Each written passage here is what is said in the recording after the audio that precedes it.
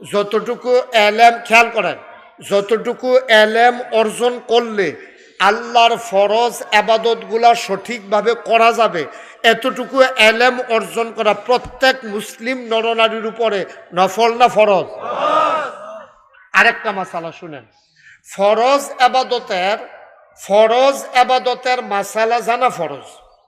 যেমন রোজা সামনে আইতে আছে, রোজার নিয়ম কানুন জানা ফরজ, কারণ রোজা আবাদতটাও ফরজ। এটা যদি আপনি না জানেন তো আপনি রোজা ভেঙে নেবেন। আপনি যদি মনে করেন ফানি খেলে বোধহয় রোজা ভাঙিয়ে বিড়ি টান দিলে বোধহয় না ও ভাঙতে পারে, মানে এই মনে করে আপনি হরদুমসে বিড়ি টানতে আছেন সারাদিন লাগাইয়া। একখানো গিয়ে শুনিয়েছি হ্যাঁ বেলে তারা এক ফির সাহেবের মুড়ি, আমি যে গেলাম কি কারবার, ওই যে হুজুর আমরার ফির সাহেবে কইয়া দিছে হুগনা জিনিস খাইতে পারবা, রোজার মাসও হুগনা জিনিস খাওয়ান যাব সকলে হরদুমসে চিরামুড়ি কিনতে আছে, হুগনা তো